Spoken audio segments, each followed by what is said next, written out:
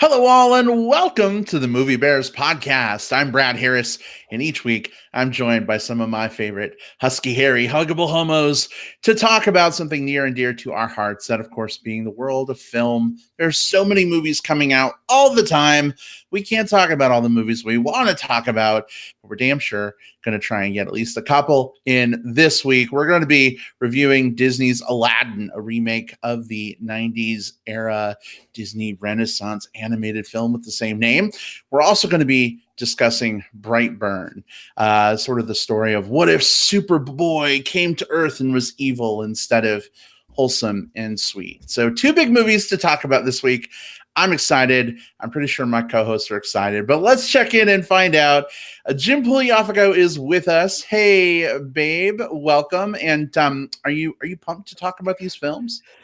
Thanks. I am excited. I'm always excited to talk about movies with you guys. So yes, I am pumped. 2 brand new movies that just came out this week. So and one of them is very much in the social pop culture spotlight right now. So a lot of people talking about Aladdin, and Brightburn's another one that people I see talking about. So yes, I'm ready. Let's do it. I'm glad you are.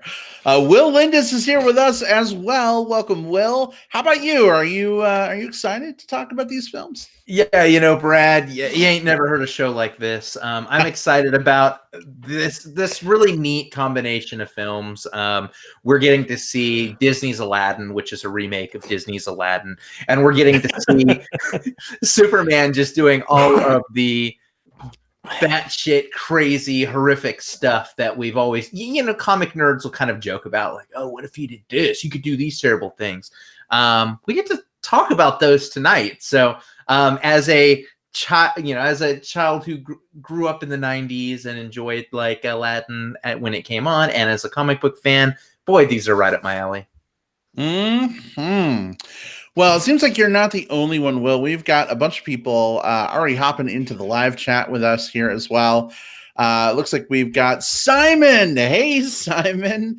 He's homesick. He's also on the other side of the globe, so he gets to be here for a live show. That very rarely happens. Well, Simon, we hope you feel better, and glad that you can join us for this one. Hope our talk about these movies doesn't. Hope it helps with your sickness. I hope it doesn't make you worse. But whatever it is you have, I hope you're on the mend. We're like chicken soup for the movie Liver Soul. Aww. He says he feels beloved. Well, we love you very much, Simon. So glad to hear that you feel that way. Steve Sosa's here as well. Hey, Steve, good to see you. James is with us, and James, glad to have you with us as well. We're going to do our best to keep up with the chat. Sometimes it moves at a mile a minute. Eric is here. Hey, Eric. Rustemeyer. Who's Rustemeyer again? I feel like that name is familiar. I believe that should be Bruce. Is that Bruce? I think it's Bruce, right? Hey, Bruce. Welcome. Glad to have you back with us as well. We're going to go ahead and dive in and get started. But listen, as we're talking about these films, definitely let us know what you think in the live chat. Or, if you're watching several days, weeks, months, years from now, people still comment, guys, on video reviews we did like 5 years ago. It's awesome. Feel free to just drop your thoughts either in the live chat or into the comments as is appropriate. We would love to hear from you.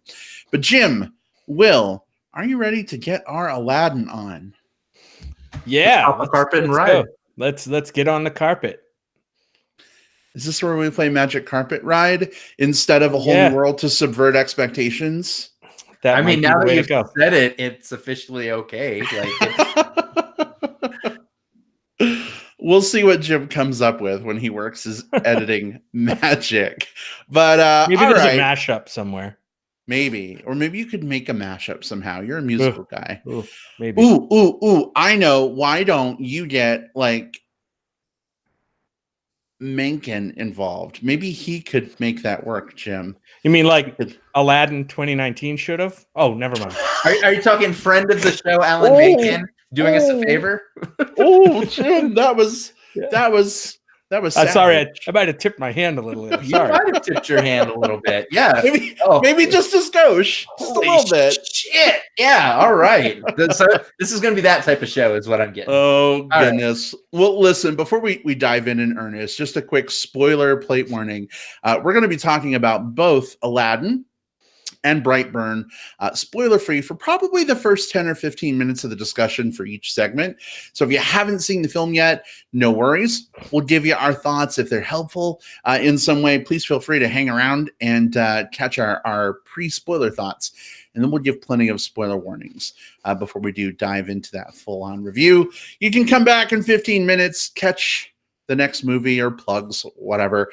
If you're listening through the magic of digital tape delay, feel free to use the time index in the show notes that Jim lovingly crafts for you week after week. With my bare hands. That's right. To skip around as needed, wanted. All of that said, folks, we're going to go ahead and get rocking and rolling with our first movie discussion. Here we go. Disney's reheat of Aladdin.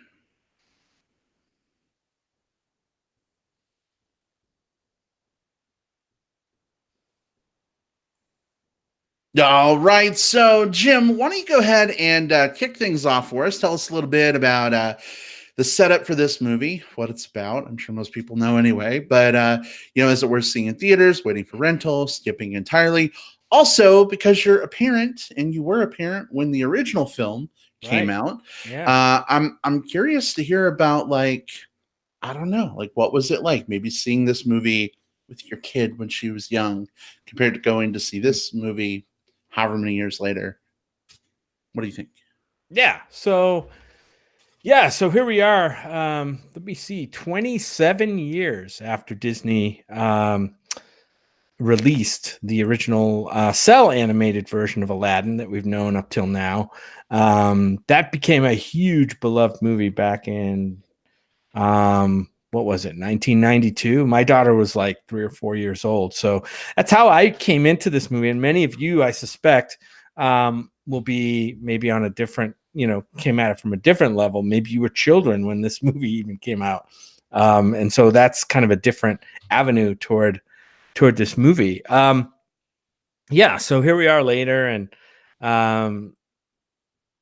Aladdin has become now the most recent of these Disney classic, iconic, if you will, films to get the CGI live action remake process that they seem to be doing with a lot of their movies. And ever since they started this, I think Cinderella might have been the first one. I don't know if it was the first one, but there was Cinderella, which I kind of liked, actually.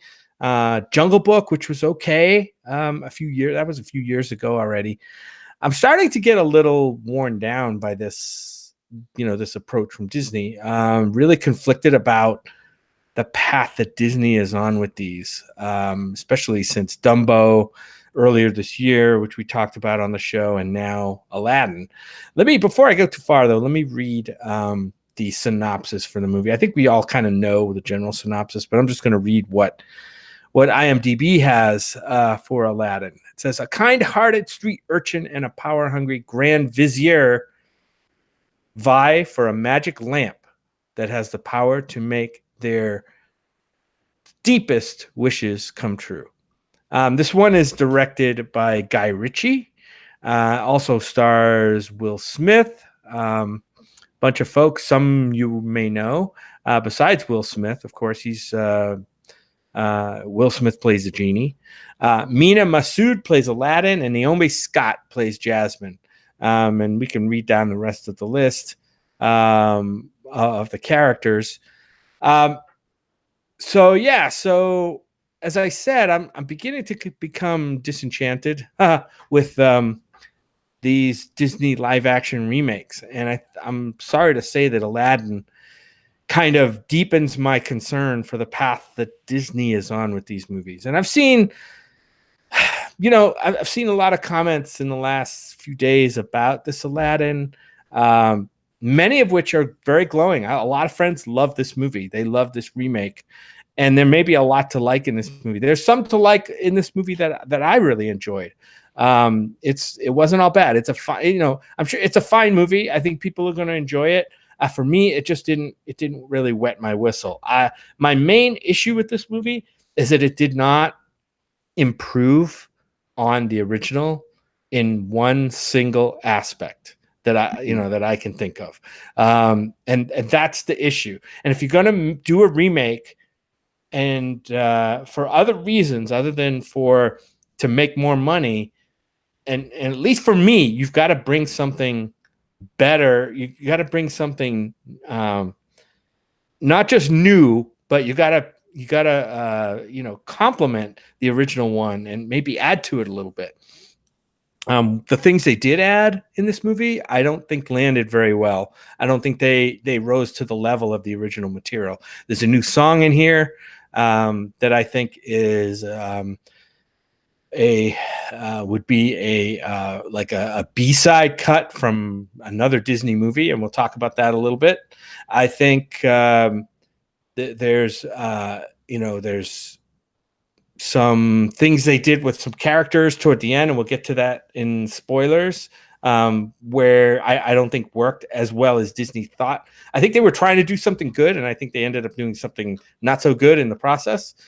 Also, I want to mention one thing I did kind of like in this movie, and this movie used a bookending technique, and that I did kind of enjoy, actually, seeing kind of to kind of wrap around this movie. It kind of worked for me, and it gave it a little bit more of a dimension that I like. So,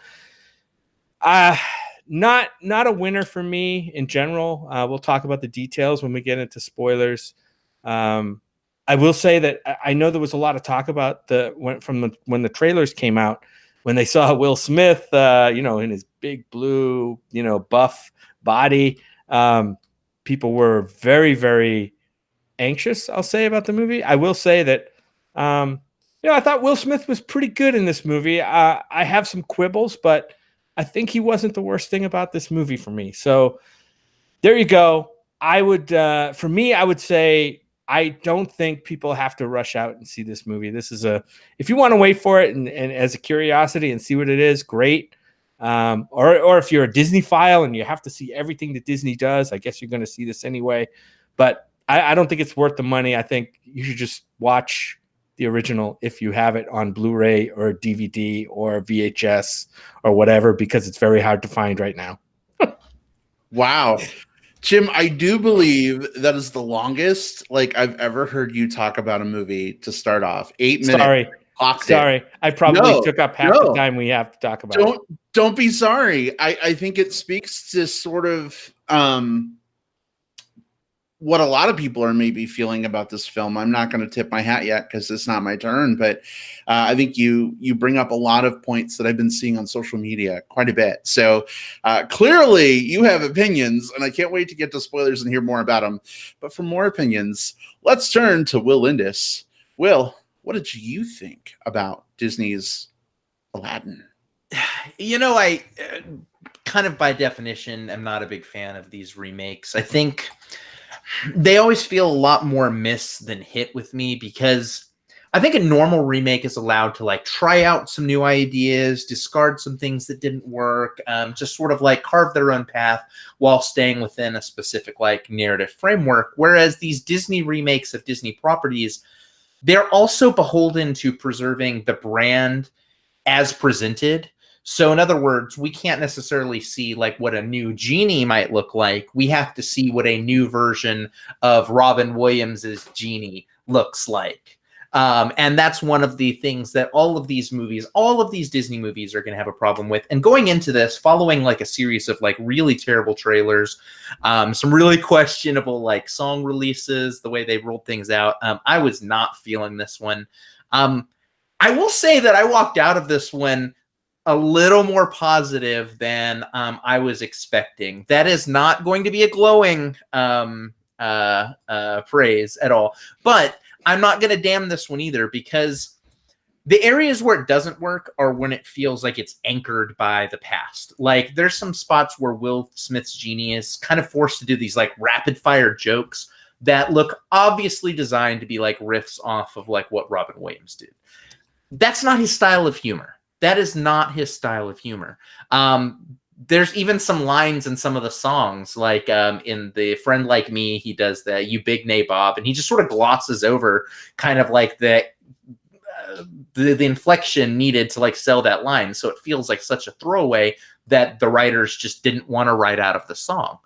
I also have a problem with the dude that played Aladdin. I think that he like the physicality. I think he nailed like some of the like the dancing and the movements and stuff like that. But parkour, yo. Yeah, the parkour stuff was actually kind of cool. But like when he was just supposed to like talk and engage with people, he felt like he was trying to be the animated version of it, and he didn't have the same swagger and the same charisma as that animated version. So he just felt flat. But there's some stuff that did really work well for me. I think there were moments when Will Smith was allowed to play the genie his way. Instead of as this like manic over the top thing, he played him as like this super chill wingman. Like, and that worked really well for me. Like to the point where he was one of my favorite parts of the film. Also, I would say Naomi Scott. We've seen her before in the Power Rangers movie. She was the Pink Ranger. She plays Jasmine here, and to me, this was an absolute like star in the making role. Every time she was on screen, from singing to her increased role in the story to the way she interacted with the other characters, to she had these like sort of like epic expressions that reminded me of like the way Sarah Michelle Gellar used to like kind of like just give like glare face and smile face and shock face in Buffy the Vampire Slayer. I saw so much of that and I loved seeing it so much. So pros and cons. Jafar, they add some new things to his background that are cool. They also kind of cast a dud as the guy playing him, so those cool things don't get a chance to really come across. Guy Ritchie mostly tones down his like slow motion, stop motion, sped up, work forward, work fast stuff that he does. And so it's not insufferable, except for the few places where it does show up and then it sort of is. So I'm sort of like damning this one with faint praise. I think this is a movie that has all of these like self-imposed weights that are just anchoring it down at all sides. But more so, at least for me, than a lot of these remakes, I kind of got to see some spots where this film really wanted to be its own thing. And I started to see like this good movie sort of poking through the seams. I just wanted to see more of that stuff. So for me, I'm not going to tell people to rush out and go see this one. But if you ask me right now, like which of the Disney movies, what like Disney live action remakes would I be most okay with rewatching? I think this is it. I think this is the one that like ultimately like there's more positives that I can grasp onto than just about any of them. So take that for what it's worth. So one not really recommend, one sort of lukewarm. Yeah, this is sort of like this is a star rating movie, I struggle between like 2.5 and 3, which is sort of in that territory. Okay, all right. I guess for me, I kind of come down at a solid 3 on this one. So maybe I'm the most positive about this movie of the three of us at this point. I think there was a lot of problems here. Let's just be honest. There is. And I want to get to spoilers. We'll talk about them. So I'm actually not going to take very long to give my little bit here, because I think it's going to be a better discussion when we get to spoilers. But one thing I will say, because I think we touched on this a little bit earlier, and so many people right now are not seeing this movie because of the Will Smith genie. Here's what I will say.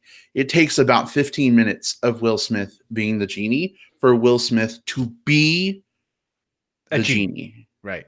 To actually like be his genie, and that genie is awesome. I fucking loved Will Smith as the genie after that first 15 minutes. And I've been wrestling like, is it because I was like, we had just watched the original Aladdin, thank you, YouTube movie broken into 67 sequential videos so we could see the original, because it's in Disney's vault and you can't get it anywhere unless you want to pay $200. So I was like, am I comparing it to like Robin Williams' genie? Like, is that why this isn't working for me? And I don't think that was, I don't know. I didn't necessarily feel like he was trying to imitate the Robin Williams genie, which is, I think, what a lot of people are afraid of. But I think in that first 20 minutes, God, I don't even know if they knew what to make that Will Smith genie be during that time. And it wasn't until we sort of got past the initial introduction that the story kind of opened up. Some things kind of changed a little bit. Like Jim and Will, you guys mentioned, right? We kind of got to see Genie like be sort of the helper wingman, as opposed to the crazy zany, everything's insane kind of Genie. And I like that. So if you're on the fence about seeing this movie because of the Will Smith factor, I say let that guide you to see this movie. You might actually be surprised. I went in really feeling like I was going to hate it because of that. And it was the best part of the movie for me. I will say the Jasmine character got a big overhaul. We'll talk more about it in spoilers. I think they tried to do some cool things there. But to me, they were absolutely cringeworthy in a lot of ways. I think there's some questionable choices there. I can't wait to get in and talk about it. Love what they tried to do. I think their execution of it, though, was severely lacking. So I would say definitely go out and see this. I liked it a lot. I'd probably give this a B- of the Disney remakes. I'm fairly positive on this one. I haven't bought the soundtrack yet, but like my finger is hovering over the button. Brad hasn't bought the Disney's. So this is how we should rate Disney movies. Like how long it takes Brad to buy the Disney soundtrack. If he buys it like walking out of the theater, it's a hit. It's an absolute like 5-star, right? Next day, that's 4-star. If it's longer than that, you're kind of in questionable territory. This Will Smith point is a really, really good one, Brad, because I mean, I'm looking at his IMDb right now because I mean, he's a superstar. He's in like so many movies and has been. I mean, he's been a star since like the mid-90s, right? Mm-hmm. So all of that said, this has probably been his best like performance in like at least the last several films, the last several years, because it feel like I feel like modern Will Smith is sort of like sleepwalking through roles. Like I'm not saying that he's not trying, but it's just like he hasn't really been given anything. And I think that there's some challenging-ish stuff here. And like you said, like the script sometimes tries to force him into old genie mode. And you can tell he's just like not having that. Like there's lines when he's supposed to do like something rapid fire that you can tell he like kind of phones in those lines. But as soon as he gets to the stuff that feels like meaty, he like settles into this groove that reminds you of just why this dude is like so charismatic and why he captured everyone's attention like in the first place. Yeah, I mean, he's a very talented guy, actor, and I would love to see him do more things. I'd love to see him pop up in some indie movies or something. Like, give me a dramatic role from him. I don't know, just kind of stay away from somebody else's iconic characterization, and even stay away from your own like iconic characterizations that you've made, right? And try to give us something more natural, which I think we kind of got. He did settle into his rhythm as Genie, like about halfway through the movie, and I liked it from there on out. But yeah, Smith is fine in this. Like I said, he's far from like the most objectionable thing in this movie for me. Even though he scared everybody in the trailers, it's not like that in the movie. Think about it this way. Will Smith as the Genie is the talk that's happening at the water cooler right now. So if you want to be part of that conversation and, actually have your own opinion rather than recite what you've read online, then, maybe think about seeing the movie and forming your own opinion. But do with that what you will. Bruce in the chat says Smith is in that time of life where he needs to stop trying to be a leading man and take awesome character /side roles. Bruce, yes. I don't know if Will Smith is going to get jiggy with that idea, but I think that's a good one, and I could totally see that working. Yeah, absolutely. There's also a lot of talk. That was thanks for the comment, Bruce, but it's also amongst all the nipple comments that we're getting. Yeah, there's a whole discussion happening in the live chat right now about does Aladdin have nipples in the new movie? I didn't notice. Did you guys?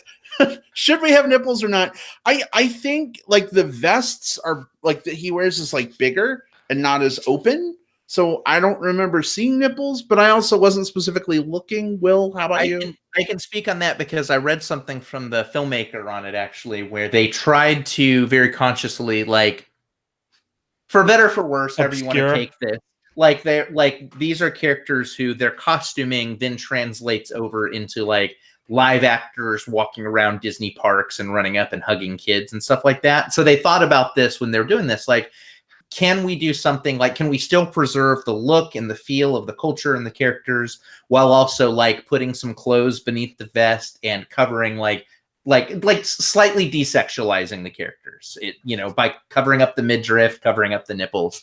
There's some people who are like, oh, they're being prudes with it. I don't know. I think it's fine. I think the costuming actually looked pretty good. Like things look pretty neat. Like maybe a little too like costuming and clean in places, especially for like all the street rats and stuff. But I know every time he's like, riff raff, street rat, I don't buy that. I'm like, I don't buy it either, because your clothes are immaculately clean after you've been fucking parkouring off walls and running through dusty streets. Aladdin, I went to the Ren Fair and I saw your exact same outfit and they were selling it for $250. So I'm not buying it, Aladdin. I'm literally not buying it because I can't afford it. Hey guys, real quick before he leaves, Adrian Charlie, friend of the show, Green Screen of Death podcast, is here. And Adrian? Also, he has to leave. So Adrian, thanks for stopping by. We love you. Sorry you gotta go, but we'll catch you later. Also, Big Tom is here. He's slipped in. A couple other folks. Man, there's a whole party happening in the chat right now. That's awesome. Party in Agrabah. Eric's Will is calling you to task. He says you've survived on your charisma for years, and he thinks it's time for you to stretch your wings a bit. I think he means Will Smith. So that's what he meant. About Will Smith. I will use this opportunity to announce that I am pursuing a career in awesome character and side roles. So you can look for me as, probably in the MCU, right? Like they're running out of actors. Will, I'd love to see you as Genie. Let's do a stage production and make. I would do that. I've been known in my day to sing some of the Aladdin songs at Super Gay Karaoke. So yeah. So here's a question: if Will's Genie, Jim, who would I be? Jafar. Wow, I'd be the villain. You'd make a good, or Hakeem, or Hakeem. Oh, great. I can either be the villain or his henchman. Or his henchman. Okay, whatever. He's not the henchman. He's an honorable, he's an honorable dude. Yeah. In this I was going for Raja, but whatever. Will, who would Jim play? Sultan. I know who I'd be. Sultan. No, who would you be? I'd be the goofy dude from some Scandinavian country who wanted to marry the princess and had a really bad accent. Leave it to Disney. They still managed to squeeze a white dude into this this remake. Well, they had to, and they had to make him the laughing stock. So I guess they did that. Successful. Mission accomplished. Right. All right, so folks, we have some spoilers to talk about. Jim, Will, you ready for this? Yeah, we got a lot to talk about in spoilers for this one, I think. All right. Well, you're muted, but it's you nodding. Let's do it. No. I'm like, my wish is for us to go to the spoilers. Oh, you gotta rub the lamp. Well, all right. So listen, we're gonna go ahead and do about 10, 15 minutes of spoilers for Disney's Aladdin coming up here very shortly. This is the part where I awkwardly ramble to give you time to step away. If you're watching live, go make a sandwich. Come on back for our discussion of Brightburn, or if you're listening via iTunes or Spotify, skip ahead as needed. But we are officially moving into spoilers for Disney's Aladdin starting now. Jim, where do you want to start with spoilers on this one? Because you had this awesome 8-minute long impassioned speech earlier. I love seeing you get fired up. Where do you want to begin? I'll start on a good thing. We talked about the framing device of this movie. I kind of liked it. It starts off with Will. It's kind of like the Princess Bride framing device a little bit, where Will Smith is some kind of merchant on a boat, and he's got his children, and he starts telling them the story of Aladdin, right? And then obviously he's the genie in the story, so it's a little bit, I don't know, meta, whatever you want to call it, in the movie. And I kind of like that. And it gets back to that also at the end too, when, he basically the genie is freed at the end. That's no big plot secret. And you get to see a little bit about what the genie does right at the end. He becomes supposedly this guy that's out there with his family fishing, or a merchant on the seas. I kind of like the lyricism of that a little bit in the story. So I liked what they did with that. Did you guys dig that at all, or did you think it was like a tack on, or what? You mean the part where Arya was on the boat headed for Bravos in the House of Black and White? Kind of. Except it was kind of a mashup of Arya and Bran, because he had the stories. Oh, right. Yeah. I liked it. I thought it was a good device. I mean, it was a little telling at the beginning of the movie because we're in spoilers. He's there with a woman, a wife, and kids, and I'm like, okay. And then when you see the same lady like pop up in the film, you're like, oh, that's the lady he's gonna marry. I guess we can expect this to happen, and of course it does. But I mean, I thought it was a good like Simon and Garfunkel bookends. Sure. Yeah, absolutely. Like it's way too overly telegraphed, and this is one of those like I have to both praise and damn it at the same time. Like it's way too over telegraphed. Not that it needed to be some big spoiler, but at the same time, like you kind of knew what direction the movie was going to go before the genie ever actually appears in the movie, and so right. That's a little bit heavy-handed, but it not only bookends the film itself, but it stems from a scene that I think is probably my favorite part of the movie overall. Like the favorite set of scenes is just that middle section, kind of the double datey type thing, where like it's just Aladdin and Jasmine interacting, and Genie and Delilah, I think, interacting, and Dahlia, with them interacting, and just sort of like, I don't know, it felt very, that part of the movie felt very charming to me. And so if you're going to do a callback to any part of the film, at least make it one of the things I like better. So yeah. All right, now let's talk about a thing that I thought was kind of cringy, and that was so they reprised, I think, most of the songs from the original movie. With some lyrical updates, right, to make them less.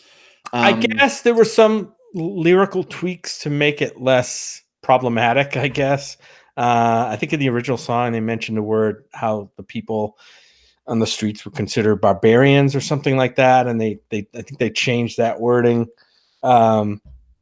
Wasn't super noticeable unless you're kind of like a Disney song file and you know every word, which I don't.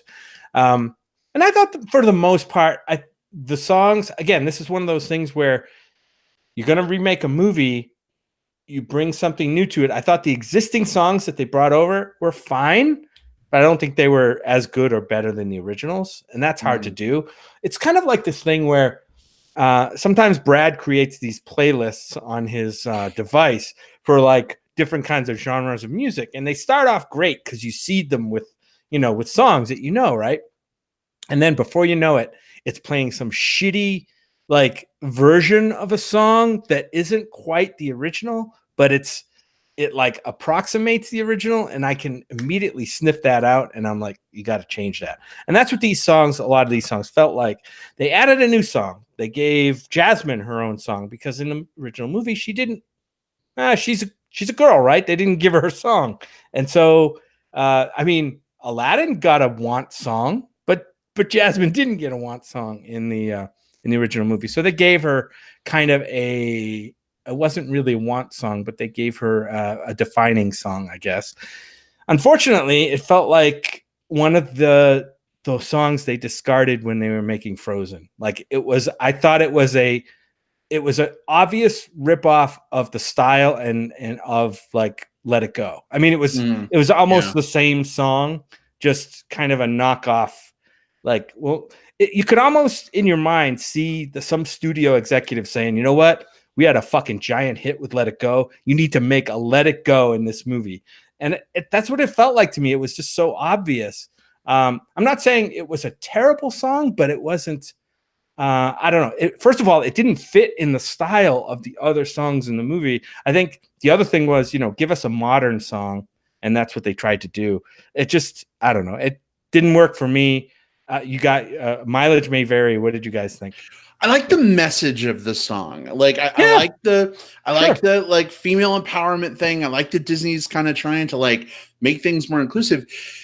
But Jim, you make a really good point. Like this song is totally dissonant with the other music in the film, and so it just really stands out as a bit of a like musical sore thumb in a way. Like it just doesn't feel like connected to the other pieces of music in the film. And so you know, even just like listening to this soundtrack on Apple Music, because I've been indecisive as to whether or not I'm going to buy it, like I'm listening to the songs and then this one plays and I'm like, wait, is this still the Aladdin soundtrack? Oh no, it is. That's right. This is the Jasmine song. Okay.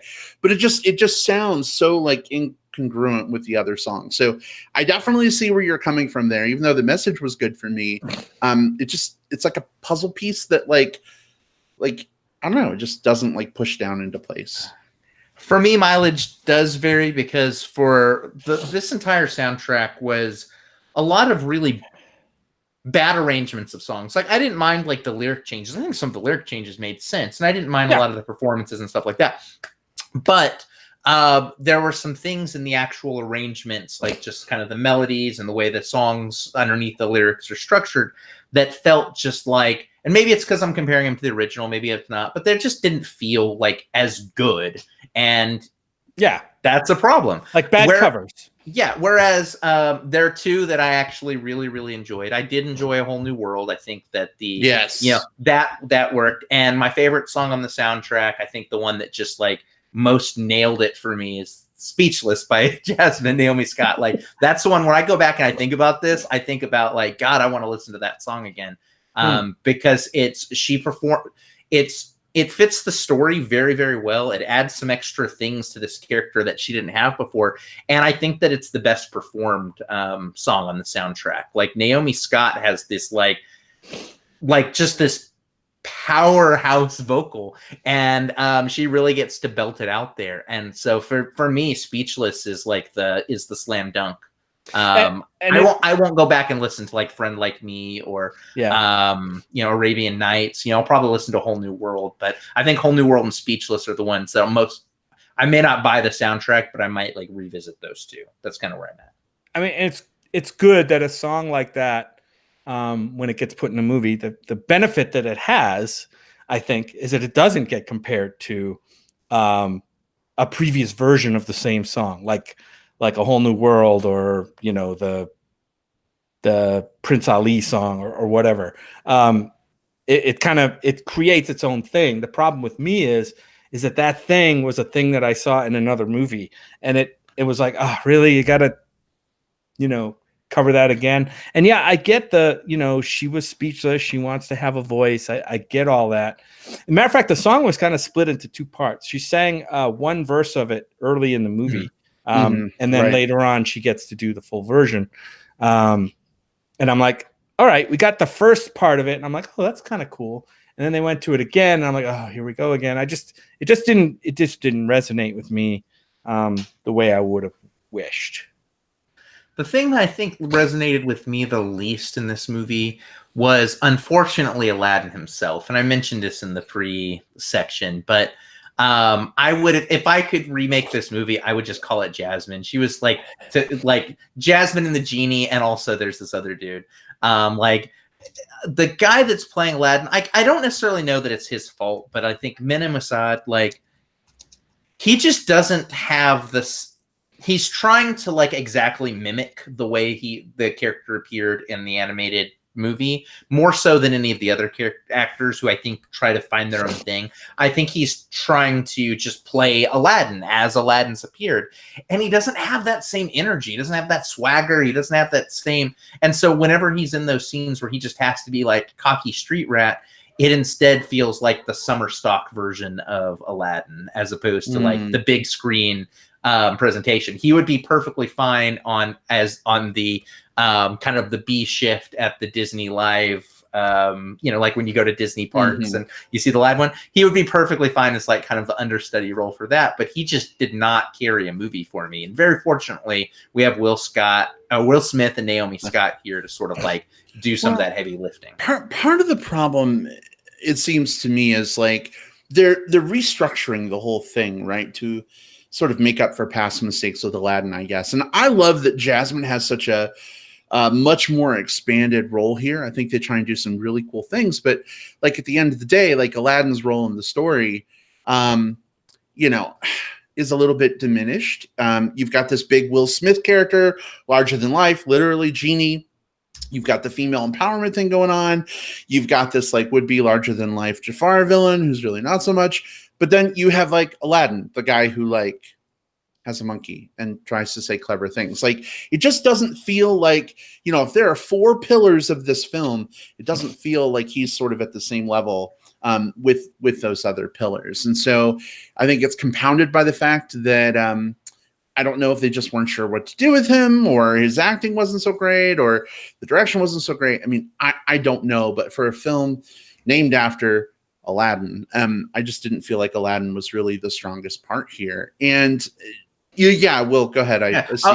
I was gonna say, and it's a shame too, because like I think he had plenty to do in the movie. I just don't think the director and the actor and the script did enough to sort of like highlight those fun things. So he's doing all of this like cool swashbuckling, and he's doing all of this cool charming, and all of these like the dude's on screen damn near the entire movie, but he's just so overacted and so overshadowed. And again, like you don't put all of that on his shoulders. Like he was given the direction to perform it a specific way. And he probably wasn't in like, you know, sometimes a director's also there to sort of encourage someone to break out of like boxes and stuff too. And so if he was trying to be like very, very faithful to the original character of Aladdin, and not really pushing anything, it's up to the script, and it's up to the director, and it's up to production as a whole to sort of push the actor along. And he just didn't. And it's hard for me to like, I don't know. It's hard for me to figure out where to put the blame on this, because everyone else I feel like did step up to the, well, except for Jafar. We need to talk Jafar. He tried in some ways. I want to go back to a comment real quick in the chat. Steve Sosa says, my eyes still hurt from the eye roll from the Endgame finale empowerment moment. And I have some of my issues with that moment in the film too. I mean, I liked it, but it was a little cringy, like at some points. But I almost wish for that moment in this movie, because I think that the way they did Jasmine here, I don't know, just didn't sit well with me. Maybe it's my read of it that's weird. I don't know. But they do this whole thing of like, she's not going to stay silent. She's a powerful woman. Like she's going to come in and like do her thing. And I'm like, yes, I'm on board for that. This is awesome. Let's do it. Let's expand Jasmine. And at the end of the day, after she sings her big song, what does she fucking do? She pleads to a guard with tears in her eyes for the man to use his power to save her and her family. Like, God forbid her handmaids like pull out some knives and she leads her own rebellion against them. God forbid she like commands the guards to stand down, and because she's fierce and powerful, like they obey. It's her begging a dude to like do a thing for her. And I don't know, for like a film, it did feel weird. It felt to make really me weird. feel good about like a woman using her power. Like it kind of felt a little slap in the facey to me. I don't know. I'll push back and say I think that a lot of what Jasmine had in this movie wasn't just that moment. Like her whole arc was she was trying to find her voice, because when you look at this world that they've crafted here, she is politically minded, like the most savvy person there, who was being kept from ascending because of like, you know, you have to marry someone off, you have to do all of this stuff. And so her arc of basically being the most competent person in the room, turning that situation around, and then making the case to be able to be made sultan at the end. I think that was a hell of an arc of a character trying to struggle to find their voice, and then having arguably the most powerful voice in the entire land. Like, and so I like that quite a bit. Like, I would say for me personally, mileage varies, of course, but I think they nailed Jasmine as a character. I think Genie came close when he was allowed to just sort of be himself and not be like a copy. But I needed the Aladdin character to step up. And I do want to shift over to Jafar in that they added actually real quick. real quick, because Jim, I think you had a thought on that too. Like I kind of agree with both of you because, Will, I think I like the fact that they gave Jasmine much more agency in this movie. I mean, at the end of the movie, she becomes Sultan, right? So that's pretty amazing. Yeah. That's pretty amazing. And you're like, oh wow, what would Agrabah be under somebody like Jasmine? You know, it'd be awesome. The problem was in kind of that climax moment, it just felt like she was just everything hinged on not her, but on Hakeem to like, I don't know, her fate was still in his hands. And I just wish they had done more to put her fate in her own hands a little bit more. That's all. That's and they pulled kind it of a what long way from the animated movie where her thing was like seducing Jafar and then being put into like slave outfits and being like almost suffocated. Like, so they pulled her much, like, I think that instead of like her having to like, you know, swing swords and stuff like that, she got to flex the muscle that she did best, is she knew the kingdom and she knew the things to say to the right people to influence the behaviors that she needed to. And yeah, but she still had to kiss him to like get the lamp and like take off with it. Like, it just seems a little, I don't know. It's like, if you're going to commit to doing, you know, that with the character, then let's commit to doing that. Let's have the slightly cheesy like Avengers moment. Like, at least then it's enough that it feels like, I don't know, justified and not still reliant on men. I don't know. It's just so weird. I could go to bat for Jasmine all day, but I really want to get to Jafar if we can. All right, let's go to Jafar. They added one. This is another one of those half measure things, like that so desperately bothered me about this movie. They added some cool shit with Jafar. Like, but like you think about like Jafar in the movie, like his thing is like, I'm evil and I want power. Simple mustache twirler, evil dude who just wants power. And don't get me wrong, I love animated Jafar. He is super camp, and I'm here for it. But this Jafar, they added in something where he was like a thief as well. Like, he was like came from the streets and stole a bunch of things until he stole his way up through power. And he knows the same kind of like magical sleight of hand stuff that Aladdin knows. That's a little over the top, but whatever. I think all of that was really, really cool. But when you actually, as in terms of like backstory, like the way it's written on page, but the way it appeared on screen came across very, very flat for me, because even for adding this extra depth and these motivations about war, and we want to build a strong military so that we can build a wall and keep our enemies out, and we don't care about that strong-minded woman over there. You know, I'm the one that should be there. God, it's 2016 all over again. He just felt like he sucked the energy out of the screen every time he was on screen. And again, I don't place all of that on the actor. Script and direction have a lot to do with it, but just whenever he was on screen doing his villain stuff, like, I couldn't give a shit about him. I just wanted it to get back to like a more lighthearted scene of like pickup artist Genie helping Aladdin, like, you know, score chicks. Like, I wanted to see more of that and less of like Jafar evil plot stuff. I don't know. Did Jafar work for you guys? Jafar wasn't like the big gay villain in this movie again. Like, they toned a lot of Jafar down, which I do think is unfortunate, because especially having watched the original just before going into this one, I was kind of expecting like, oh, he's going to be this like larger than life mustache twirling villain.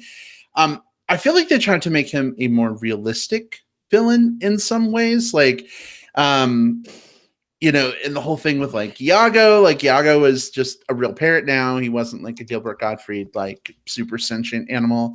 So by taking some of the like magic and mysticism like out of his character, that they then kind of put back at the end by making him a super sorcerer, I don't know. It didn't totally work for me. But there were a couple moments where I kind of dug some of what they did with Jafar. Like, for instance, he has this talk with Aladdin on the way to the Cave of Wonders where he's like, hey, I know who you are because I used to be you. And then he steals the thing from Aladdin. I'm like, oh my gosh, that's so cool. Backstory for Jafar. And then I'm like, oh, nothing's going to happen with that though. Like, whatever. But then, you know what? Later in the film, Jafar gets deposed. What does Jafar do? becomes a fucking thief again and like steals from Aladdin, and that's how he like gets back to power again. So I kind of like that they expanded his character a little bit too, but I did miss some of the like it's like the characterizations weren't as fun, but the backstory stuff was. Because yeah, if I think about like the two things about Jafar that I liked out of this movie, it's exactly those two things. It's I told Aladdin I used to be a thief too, and then later on I'm the one that steals the lamp back from Aladdin instead of it being like Iago or, you know, like some other like thing. But anything else outside of his backstory stuff, like I think I would much rather see, hot take, I guess, I would much rather see a Jafar prequel movie than to watch Jafar in this movie itself, because it seems like past Jafar is a way more interesting dude than the dude that we saw in this movie. It's just Jafar in a way, not what I think we wanted in the character. Oh, Brad, that's just fucking awful. I love you. Well, guys, listen, we got a whole nother movie to talk about, but let's squeak out any final thoughts we have on Aladdin. Jim, go. No, all right. I think they should have asked Gilbert Gottfried back to do Iago, even though if they wanted to tone down the character, which they did in this movie. I think it was missing his voice. Alan Tudyk is fine. He's fine, but it's not the same Iago. I mean, if they got Frank Welker to do the Cave of Wonders again. Yep, that was awesome. Right. Right, yeah. Will, you? You know what? Like, it's hard for me to recommend like rushing out and going and seeing another like Disney makes all the money in the world movie when there's other like movies that I think are better picks to go see this weekend. But if you are only holding off on it because of the genie point, which I think is fair based on the trailers, I think maybe, you know, grab your shield, grab your sword, go see this one. I don't think you'll be bored. It's good enough. This movie is good enough. And that's probably the most praise you'll get from me about one of these. This movie is good enough. I want to see that on the poster. Yeah. I did not hate myself watching this movie. In parentheses, enough. Will in this Movie Bears podcast. That's not the thing. Yeah, it's exactly going to be that. It's going to say good! Exclamation mark. Will Linda's Movie Bears podcast. They're going to cut all the rest of the shit out, and I'm going to like just go, oh god, I'm on the poster now. Final thought from me: this movie makes me more excited for The Lion King, because after seeing Shere Khan in The Jungle Book, and now seeing Raja in Aladdin, it seems like they've come a ways a bit with some of the animal CGI animation stuff. Obviously, it's different crews and teams working, you know, on the two different movies, but I hope that, you know, things continue to be better. Will, you mentioned like in the Lion King trailer, like the animals look dead in their eyes. Did Raja look dead in the eyes to you here? Granted, Raja's not singing and dancing or anything, but what did you think? Here's the thing, like he looked like sort of like a tiger, which is fine. That doesn't make me excited about The Lion King because Raja didn't have any lines. Rafiki and Simba and Nala, they're going to have lines and they're going to be delivering like things that require like facial expression. Sure, well. but Raja did have facial expressions, like, you know, sniffing out Aladdin and allowing Aladdin to come by and like being angry and trying to keep the guards from getting to Jasmine. I mean, there was emotion stuff. There was animalistic stuff, but it still doesn't have me excited for Lion King because I don't know that translate. Like, I don't think that it necessarily translates over. I think Iago is a better vibe on sort of like a what to expect out of Lion King, in that it's like a character that actually has vocal expression and actually, you know, you get to hear and see something, like he squints his eyes sometimes when he's saying like, I see you, you know, stuff like that. So I don't know. I'm glad you're excited. I'm hoping to be wrong about that one too. Yeah. Well, the question wasn't if it made you excited for Lion King, just if it was more like expressive in the eyes, just from an animation standpoint. Jim, how about for you? Does this did it work better for you than Jungle Book did in terms of like the animation dead in the eyes thing that we talked about previously? This movie, or just that character? Just the animal character? Animals. Will brought up Iago, another great example, but also Raja. Like, do the animals look as like CGI fake dead in the eyes? Oh no, I mean, I thought Raja looked like a regular tiger. I mean, to me he looked like a regular CGI tiger. You could still kind of tell it was a CGI A CGI tiger? Yeah, CGI. But definitely less of a character, though, than the Raja in the cartoon, right? So they're decharacterizing the characters by making them live, look like real animals, to me, anyway. And something else with the CGI that I would also sort of compare it to, and granted, I know they used some live animals as the basis for this, but I think this tiger looked less interesting on screen than like the ones in like Life of Pi or something like that, which did use a lot of CGI and stuff like that. And that was an older movie that also sort of played up, like both of these are supposed to be like more realistic looking tigers. And I was able to like immerse myself in the way, and that tiger being real way more than I did in like Raja. It always felt like this is really, really decent looking CGI, but it never quite crossed that valley for me. All right. Well, Lion King is coming out in very short order, so we'll have to see if there's any difference. I hope you guys are ready, for another Disney remake, because it's coming. But guys, are we ready to talk about Brightburn? Yeah, sure. Yeah, Brightburn. All right. Steve says, was it better than Shiva in The Walking Dead? Yes. All right. So we're going to go ahead and talk about Brightburn, which is the James Gunn produced, like, what if baby Superman came to Earth and instead of becoming a force for good, he was an evil alien that like killed people movie. So we'll talk about that spoiler free. This will probably be an abbreviated discussion since we had a really big Aladdin discussion, but that's okay. We're going to talk about it anyway. So we'll chat non-spoilers probably for 10 minutes or so. We'll give you a spoiler warning before we go there, so not to worry. You can step away if need be. But folks, here we go. Our discussion of Brightburn.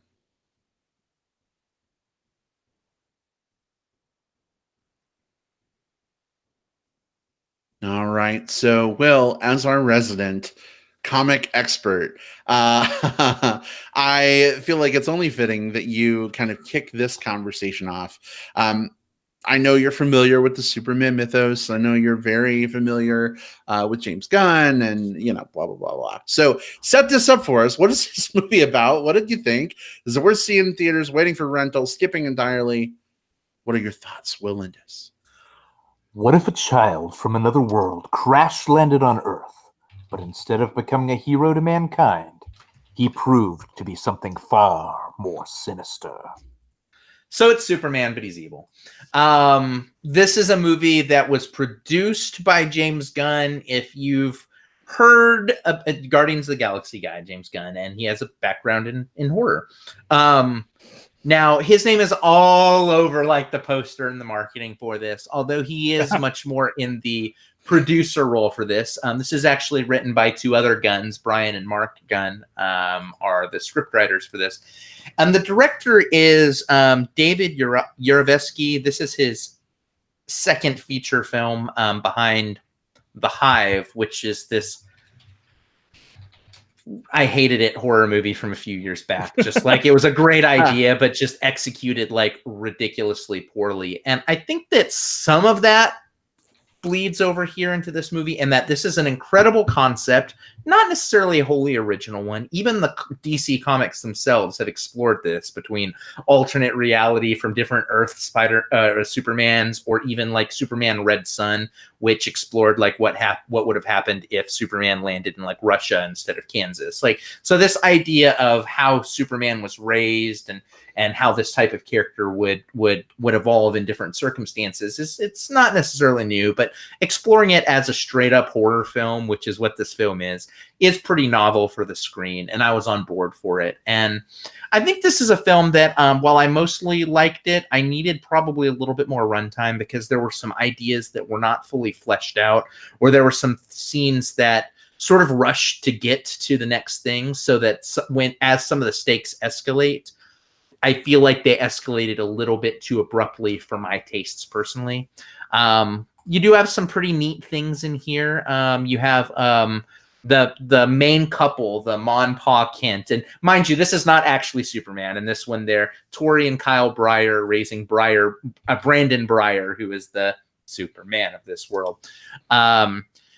Elizabeth Banks plays Tori Breyer, and David Denman, who I first remember from The Office, who looks fantastic in that beard, by the way. They play the parents here, and I especially want to call attention to Elizabeth Banks here, because I think the thing that suffers the most through the entire film is some of the characters feel a little paper cutouty to me, like they're stock characters from horror movies in a lot of ways. But man, Elizabeth Banks really outperformed her role. Like, I loved what she brought to this role. There was a sincerity, there was a tenderness, there was also like a timidness that when it needed to be there. I loved what she did there. And I also liked the kid, Jackson A. Dunn. He plays Brandon Breyer, who's first coming of his powers when who's first kind of coming into his power at sort of puberty when shit goes haywire. I think he performed the role really, really well. He did exactly what he needed to do. It was just some of the other supporting characters who just, I don't know, no one did anything wrong. I just don't think that they had enough time to really do enough with their characters so that I gave a shit when things went sour. Should you go see this movie? I don't want to get too far ahead of things, but I will say that when it gets violent, it gets incredibly gory and violent. Like, the violence in this movie is going to be more than I think some people will be comfortable with. So if you're that type, if you don't like to see like graphic kills, I would say skip it.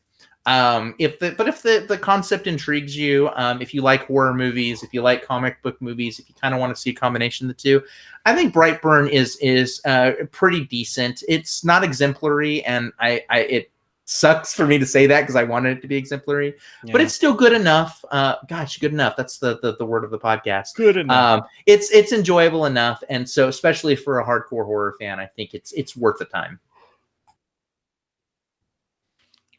Sounds like a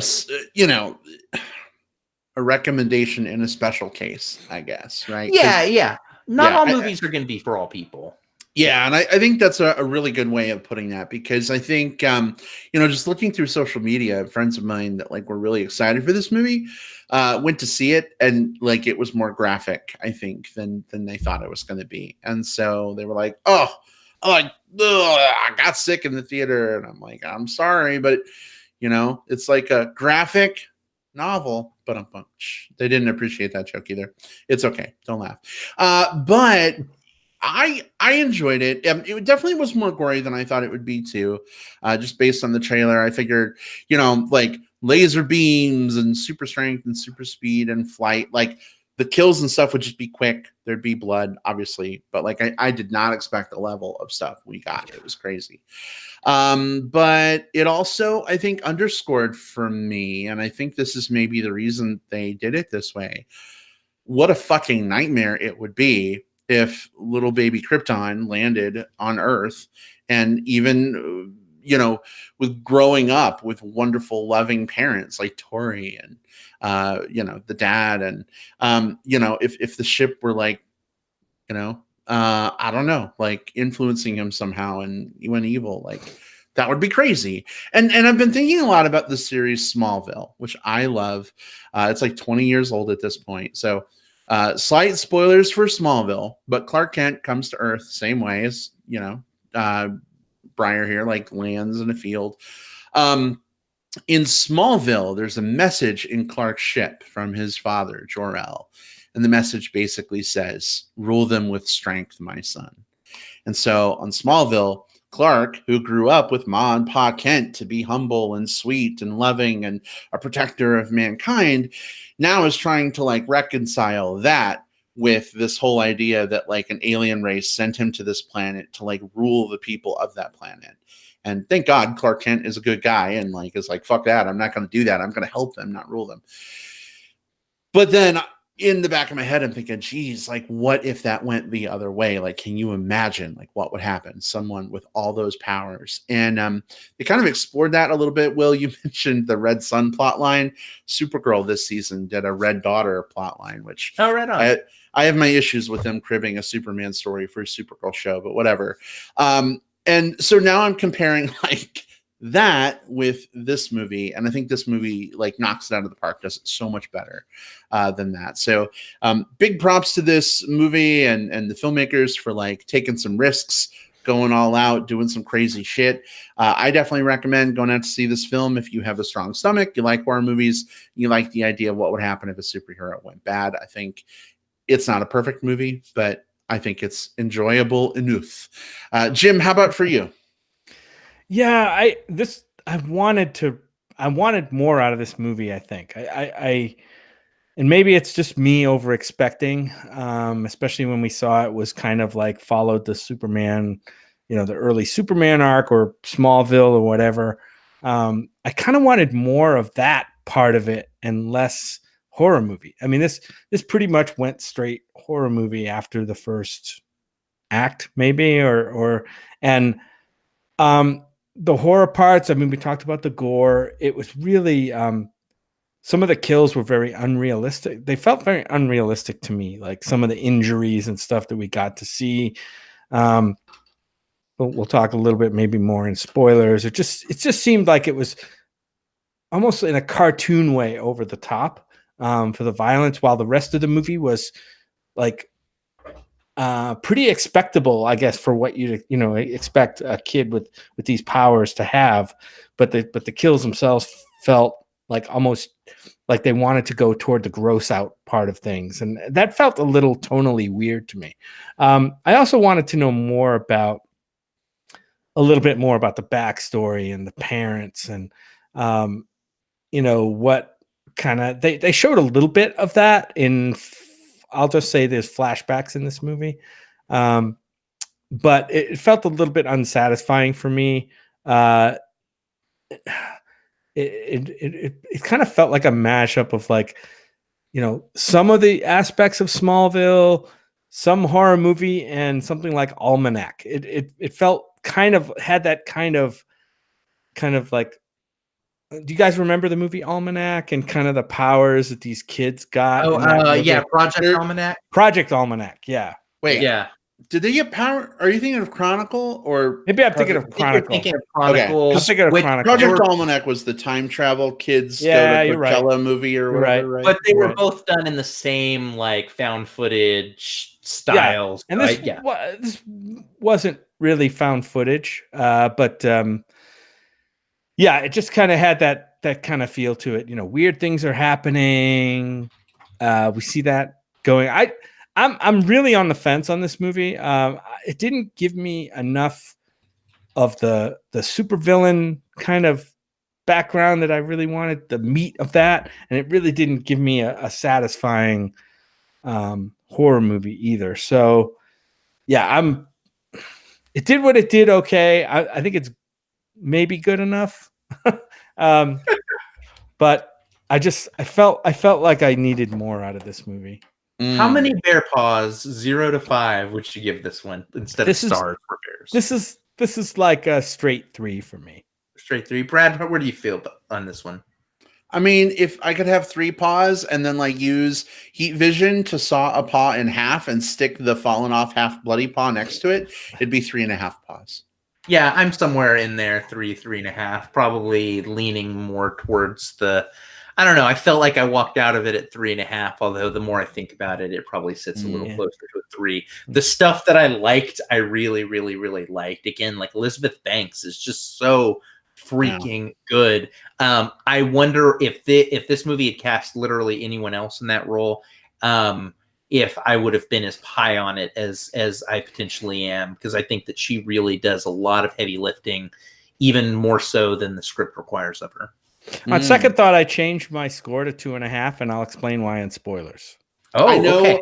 I know why, and I almost took the half paw away from that thing too, Jim. So, all right, guys, are we ready for some spoiler action for Brightburn? A real brief spoiler segment, but we got to do it. Yeah. Let's just rip this movie apart. Okay. All right. So, spoilers for Brightburn starting now. Those of you who are in the live chat with us, Will is giving you your spoiler warning there, so feel free to take a look at that as well.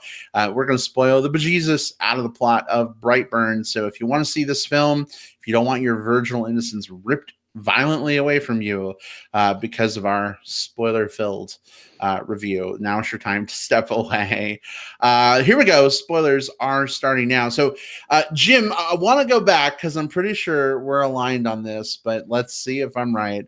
What was your reasoning for taking away part of your score? Any movie that has a bear this hot in one of the lead roles and doesn't give us at least a bit of bear skin on that bear, I have to take some points off. It's a mandatory deduction for not following through on some kind of promise, some kind of unsaid promise. And so this movie, at the beginning of the movie, the camera focuses right on the bookshelf, and the parents have some kind of like reproductive book or sex, positions or something. They're trying to have a baby, right? And then the camera pans over to the bedroom where they are in bed, presumably, fooling around, trying to have a baby, whatever. They're both fully clothed. Like, that was the weirdest thing to me. And I don't know. That's why they couldn't have a baby. I don't know if the book mentions you got to take your clothes off. Yeah, exactly. I'm like, you missed the first 2 chapters. You have to be naked, at least partially, to have a baby. So that's now, all of this could have been avoided if they had done it the right way. Now, right? Jim, I'm gonna push back a little bit here and say what you have in mind to do with the father here would not help them produce a child at all either. It would be fun for you, but I don't think a baby would result in the unspeakable glorious acts you have in mind. Probably not, but either way, you should still be taking your clothes off. But Jim, rest easy, because I came prepared for this moment, even though we did not get a shirtless scene with David Denman. You know what? Or even a collar, or even an unbuttoned shirt. We didn't even get that. Right? He has been shirtless in other things. Feast your eyes on this. There you go. Yeah. Yeah, and he was even looked hotter than that in the movie. So, Will, what are we seeing for those who are listening to the audio version of the show? So here we've got actor David Denman. 2 shots of him. We've got it definitely looks like it's a few years ago. Like a headshot. And then you also see him hanging out in the pool, sort of from the belly button up, and you get to see all that from the belly button up. So some tummy and chest and all that good stuff. Yeah, I think this was probably 30 pounds ago. It's the most recent picture I could find, but at least we know he's kind of hairy. Yeah. So 2.5 stars. Interesting point about this movie, at least for me, because it's created this like really, really cool like headcanon. So, okay, David Denman is one of the leads in Brightburn. David Denman got his, I don't want to say necessarily his start, but the first thing I remember him in was he played the character of, I don't know if you watched The Office, but he was Roy, which was so the whole premise of The Office is Jim and Pam, will they, won't they? But Pam can't because she's dating this other guy named Roy. And that's who he played. He was the guy that was originally engaged to Pam in The Office, which also starred Rainn Wilson, who played Dwight in The Office. Gonna keep 6-degreeing this because then Rainn Wilson went and he starred in Super, the superhero movie that James Gunn directed, which shows up, we're in spoilers, in that little Michael Rooker led piece on like other superheroes popping up somewhere else. It shows like a little spot of the Rainn Wilson super poster for it. I missed that. There are now 2 Office characters that are part of this like Gun superhero horror verse that he's created now in the back of these movies. And so I would like to think that it's actually the characters from The Office who, after the show ended, they decided, you know what, let's just go fuck some things up. That sounds reasonable and logical. Yeah, I did notice that that he had referenced Super in that little thing, but I did like seeing what's his name pop up as that reporter or that kind of commentator, I guess. Mary Poppins. Yeah, Mary Poppins. Love that guy. I want to see him in more stuff. Well, we're in spoilers, so let's talk about the graphicness real quick. Because Will, I mean, you brought that up as a great point. We get some really disturbing stuff, right? Like we see the Matt L. Jones character Noah. Superboy basically like flips over, grabs the truck, drops it from high above. Like the jaw like falls off. There's blood spurting everywhere. Like that was pretty intense for me. Like I was eating gummy bears at the time, and I had to stop eating my gummy bears because they looked like the inside of his head. Yeah, so we have the moment when he basically hits face first into the steering wheel, and it pops into his jaw and pops his jaw off of his face, and he's bleeding out, and it's hanging there. And dude, like, poor Breaking Bad Badger deserved better. Like, that was a hell of a death. And it's one of those things where it's like, I love horror movies, and like I'm pretty cool with like, I'm not the one type to like go seek out the graphic shit, but like when it pops up on my screen, like whatever, like that's my genre. That's my jam. That's what I'm good with. But I kept thinking about people that probably walked into that going like, oh, this is kind of like Dark Superman, not thinking that it was going to be just like as hardcore horror as rightfully so. They're not going to show all that in the trailer. I had to wonder like what they were thinking in that exact same moment, because before that we'd seen like he would slam a thing, or I guess there was the eyeball, the glass shard. The glass in the eyeball. The glass they shard had to spend 2 minutes of her pulling out of her eye. Was rough. Because we're more interested in grossing you out than telling the story. But yeah, whatever. And the same with like when he gets laser blasting through the dad's eyes, like with the shots. Like there's some hardcore shit in this. I don't know, like. It worked for me. My problem with it wasn't that it was so graphic. It's that you spend half of a movie without any like horror stuff, just sort of like a little buildup, and then you go straight into like some hardcore shit.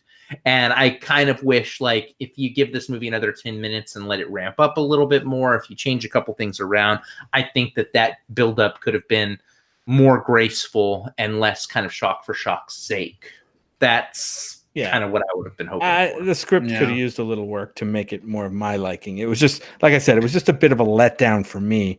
I think a lot of horror fans might like this one. Just didn't hit the right buttons for me. Speaking of potential letdowns, this movie actually did something really smart that initially I thought was something that was letting me down. So I was waiting for the kryptonite moment, right? And we find out earlier in the film that the ship that the boy crashed in could hurt him, right? He falls into the hole, he scrapes his hand, injured his hand on the ship. So I'm like, all right, we know Elizabeth Banks at some point is going to go get a piece of the ship and try and kill him. And I'm like, please, God, don't let this be the resolution of this movie. Like, yes, it's a take on the Superman mythos. Yes, part of your home can kill you, kryptonite, part of the ship, whatever. And I was so glad when, young evil boy like catches her and then basically flies her up and kills her. I thought that was pretty epic and crazy for that to happen. And, I was like, well, geez, wait a second. I got my wish. I'm not disappointed now. They didn't like do a kryptonite cop out. But all that build up. Right. And now I'm like, well, now what's going to happen? Like nobody else knows a piece of a ship can kill him. Like, and so the end of the film, even through the end credits, we see he's going on to continue to do bad shit, right? Like he's fucking up buildings, he's killing more people. Like, is it like this plague unleashed on the world now? Were we happy that it subverted the expectation?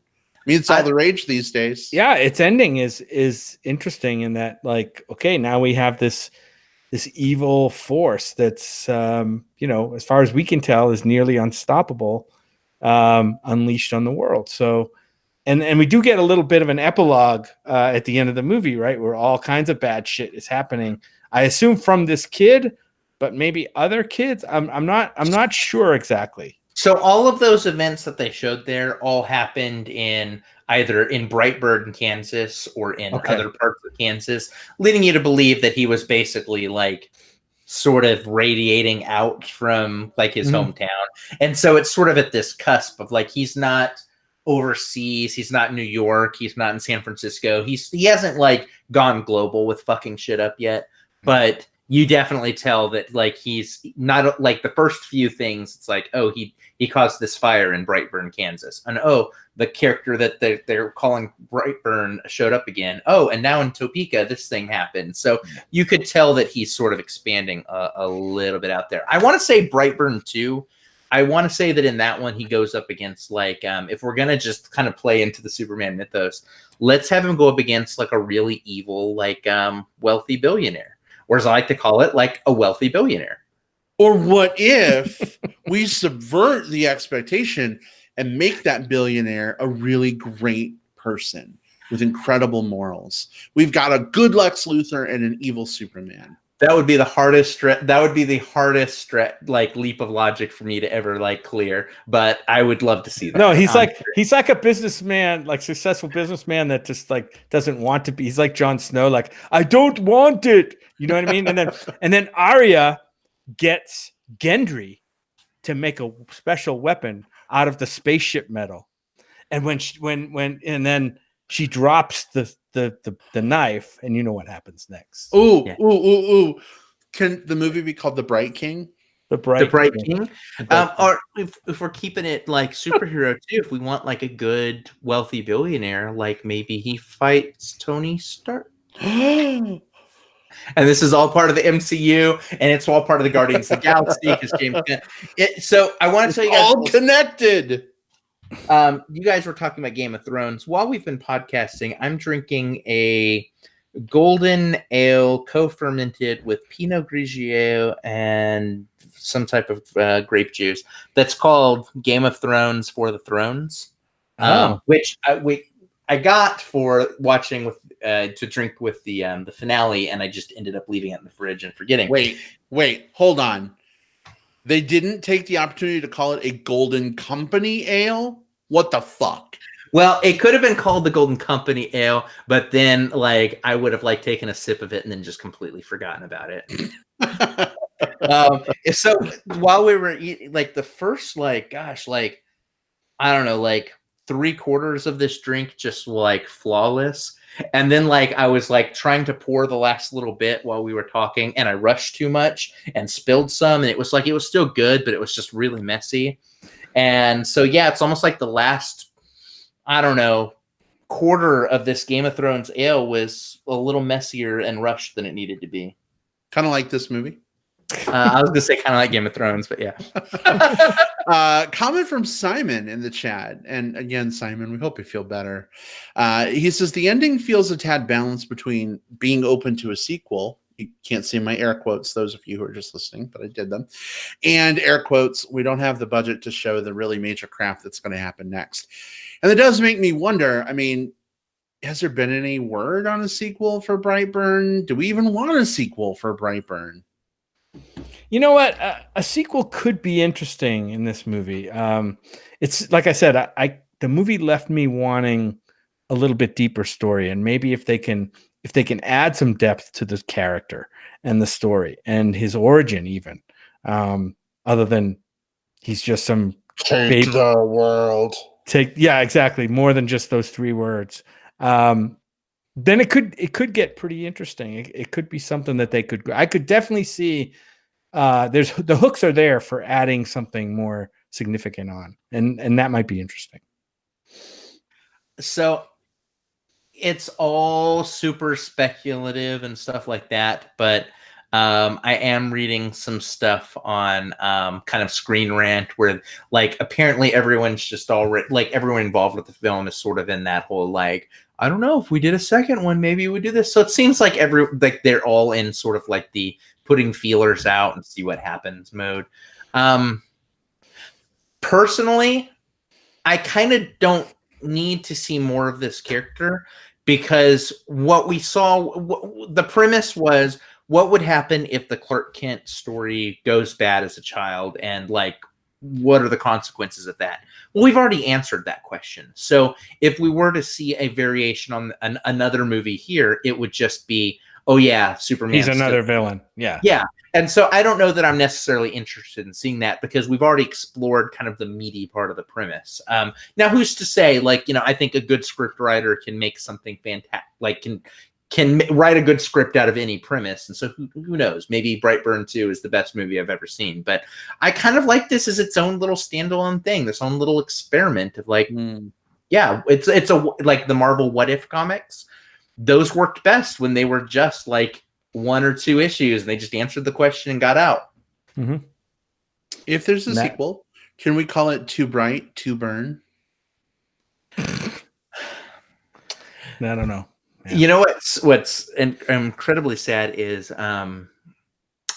we're gonna get a Bright, you know, the Will Smith Netflix movie. We're gonna get a Bright 2 before we get a Brightburn 2, and I would rather watch 87 more Brightburn movies before going back into the world of Bright. Holy shit! I thought it was pretty interesting how the movie was named, you know, just like Smallville, in the place for the place where the story takes place. So, and there's definitely so many, a lot of threads. You probably know way more than I do. Probably. Oh my god! It, like, watching this movie was like a love letter to Smallville and an evil, a twisted love letter, right? Like, oh my god, they do so many things that show does, from like the shots of the farm to the shots of like the mailbox with the farm sort of blurry in the background, to like, I don't know. Sometimes it's like a beat for beat like shot of Smallville, and I feel like I have to go back and watch at least the first season of Smallville to like get the hope back into my life after seeing it. I kind of want to. I never ended up finishing Smallville, but I watched the first. What were there, 6 seasons of that? There were 10. 10. Holy shit! Okay, so I watched the first like 5 seasons and thought it ended at 6, so I must have missed like half of it. But as much as this movie made me want to go back and watch it, there's been some other things in the news lately that have made me sort of want to just leave Smallville in a box and just not revisit it, because I feel like it would be hard to rewatch kind of in light of some of the recent stuff happening in the news. So I don't know. Yeah, the whole Allison Mack like sex cult thing. I don't know. I would probably struggle with that too, but like, you try to separate the art from the artist as much as you can. But it's maybe Chloe so much, but I know. It's like it's gonna be so hard. I obviously have some catching up to do. Babe, we'll finish watching the episode I started the other day. I don't know if we'll do it tonight, but if you're game, we could finish it. And I will point out a actress who's like 12 in that scene, who goes on to help run the biggest sex cult, sex ring, prostitution scandal in recent history. Illegal prostitution has recently been has recently pleaded guilty to racketeering charges, is awaiting sentencing, and also had charges for sex trafficking conspiracy, and forced labor conspiracy. Whoa. One of the principal actresses on the show. And so I think about that. Unfortunately, it sucks. It sucks because that is now attached to, I think what one could arguably say is one of the strongest, like, overall Superman entries in the Superman Smallville.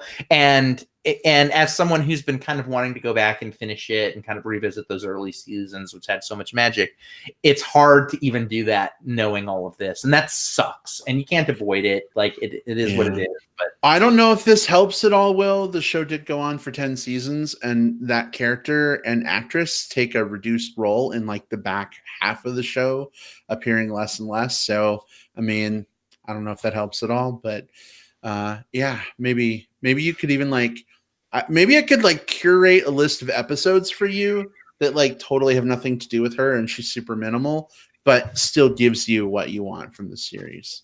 And it's especially frustrating because I think she was my favorite character on my first watch through. Like, I even was like, I was super like into her because like her birthday is like 2 days before mine or something like that. So that's always a neat thing to know. Just like, oh, someone who's exactly my age is doing these great things, and then you find out like, oh, someone exactly my age is doing some really fucking awful things.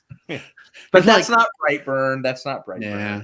You're like Allison Mack and me. Yay, not anymore. We're besties. We're Leos going off Oh, and goodness. conquering the world. Oh god. Right. Yeah.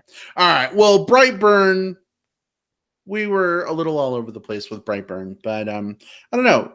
We would be curious to hear your thoughts. Those of you out in listener land, feel free, drop those thoughts in the comments. Find us on Facebook, Aladdin as well. We'd love to hear your thoughts. So feel free to share them, guys.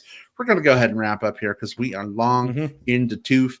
I just want to give a great big shout out to everybody who was with us in the chat tonight. Tons of folks on. Really great having you with us, James and Eric and Steve. Bobby Miller, you were here. Oh my gosh, we forgot to say hi to you, Bobby Miller. Big Tom, Simon, Adrian, man, all these other names. Bruce was there. Say James and Eric. So many. Yeah. Yeah. Great having you folks with us. And you know what? That's just scratching the surface because 99% of people access the show through iTunes, Apple Podcasts, or Spotify. So to those of you who aren't in the live chat with us, hey, insert your name. We love having you with us as part of the show here as well. So thanks for being here. Thanks for supporting the show. Folks, real quick, Jim, where can people find you online if they want to chat between now and our Godzilla show next week, which I know we are very excited for? Let me see. You can find me on Twitter at JJP Out West. All one word, JJP Out West on Twitter. You can also find me at Jim Pugliafico on Facebook. That's my real name, and that's where you'll find me. Come talk to me. That's your real name. Don't wear it out. Anyway, awesome. Will, how about for you? Where can people find you? Let's see. You can find me on Facebook. Just look for William Lindis. You can find me on Twitter. Look for @whatever_cove. You can find me on Letterboxd. Just look for William Lindis. And if you're looking for something else to see in the theaters this week, go watch Booksmart instead of these movies we just watched. It needs your support, and it's so much better. So do it. All right. And you can find me on Facebook. Just search for Brad Harris. I'm the one who likely has Bear, Chubb, Chaser friends in common with you. Don't look at the guy with the Confederate flag in the background. That ain't me. You can also find me on Twitter at iBradPro, a not so clever pun on iPad Pro. And I'd be happy to chat with you there as well. Folks, next week is our Godzilla review. Definitely excited for the sequel to the Gareth Edwards Godzilla film from a couple years ago coming out. No Bryan Cranston in this one, but we got Vera fucking Farmiga. Lot more monsters. Just wall monsters. Definitely. And 11 from Stranger Things. We got Mothra, we got King Ghidorah, we got Rodan. So much cool stuff going on. I'm trying not to read any of the early buzz. I don't want to be influenced, but I hope it's good. We'll see it. All right, everybody. What was that? I said I'm excited. Yeah. Oh, good. Yeah.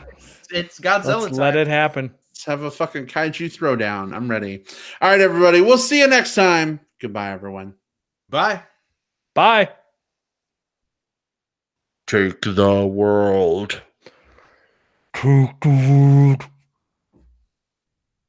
Gotta keep one jump ahead of the bad guys.